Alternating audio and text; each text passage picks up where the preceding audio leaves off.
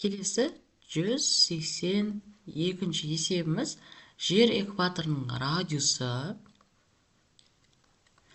6378 километрге тең. Жер экваторының ұзындығын табыңыз, яғни с-ны табу керекпіз. Бұл жерде с деп отқанымыз 2 пи r-ге тең. Ал пидің өлшем бірлігі бұл жерде 3,14-ке тең. Сонда с дегеніміз 2 көбейтілген пиіміз 3,14 көбейтілген радиусымыз 6378 тең. Көбейтсек 6,28, оны 6378-ге көбейтетін болсақ 40,053,184-ке тең. Сонда ұзындық тең болады. Жер экваторының ұзындығы 40,053,184-ке тең екен. Келесі 183-ші есебіміз сағаттың минуттық тілінің ұшы 1 сағатта ұзындығы 31,4 сантиметр шеңбер сызады. Яғни сағат берілген, сызба нұсқасын сызайық. Bir сағатта ол 1 сағатта бір круг жасағаны 31,4 сантиметрге тең екен. Бұл деп отқанымыз ол бізде ұзындығы. S-тен 31,4 сантиметр. Сағаттың минуттық тілінің ұзындығы неше сантиметр?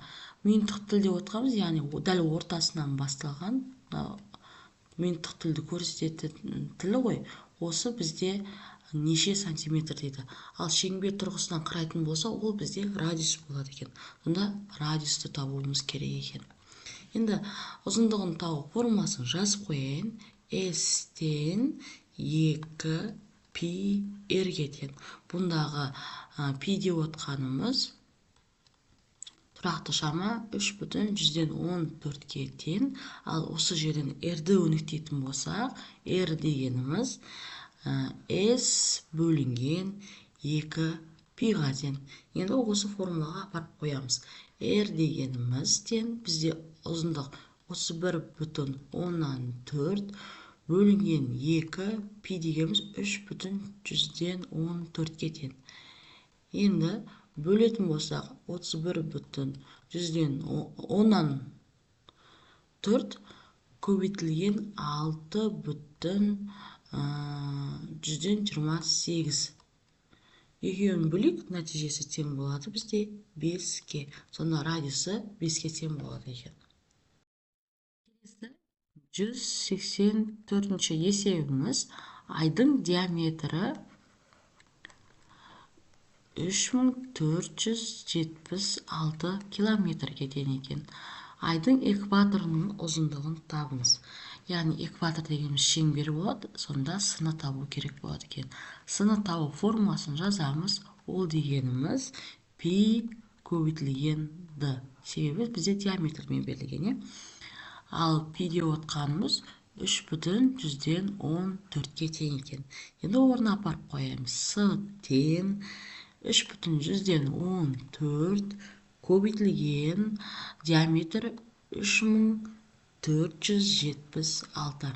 Екеуінің көбейтіндісі тең болады бізде 10.914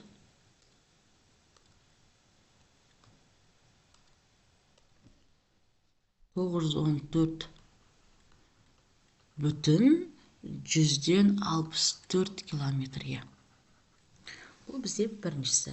Енді екіншісін шығарайық. Киіз үй табанының диаметрі 8 метрге тең. Киіз үй табанының ауданын табыңыз.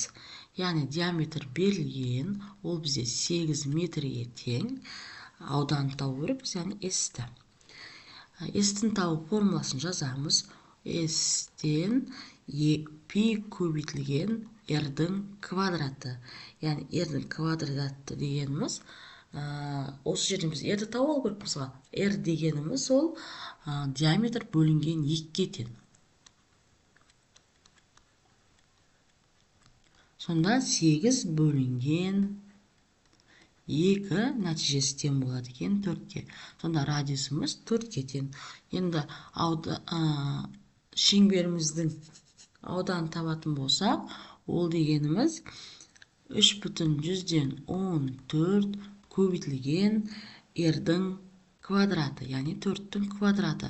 Сонда 3,14 көбейтілген 16 нәтижесі тең болады 50,24 метр квадратқа тең екен. Бұл бізде киіз үйдің табанының ауданы екен. Келесі 185-ші есебіміз. Суретте радиусы 15 мм-ге тең шеңбер кескінделген.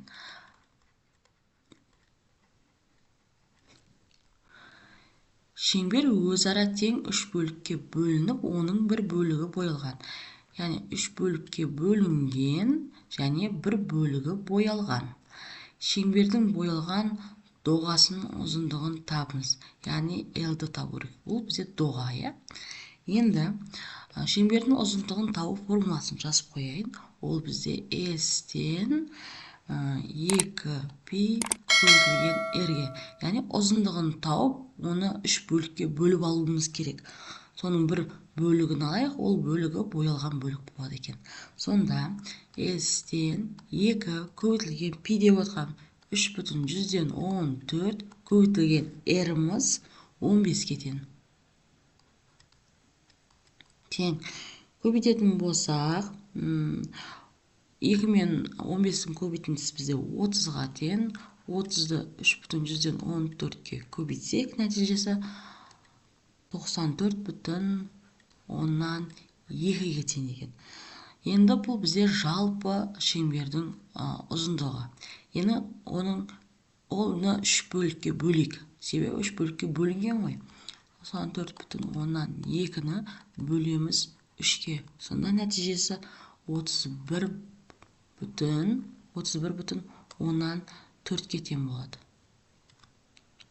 Сонда боялған бөлігі 4 мм-ге тең екен. Яғни мына аралығымыз 31,4-ке тең. Дәл солай мынау аралықта 31,4-ке тең екен. Енді боялған бөлігі 31,4-ке тең болады екен. Келесі 186-шы есебіміз. Велосипед доңғалағының диаметрі 60 см.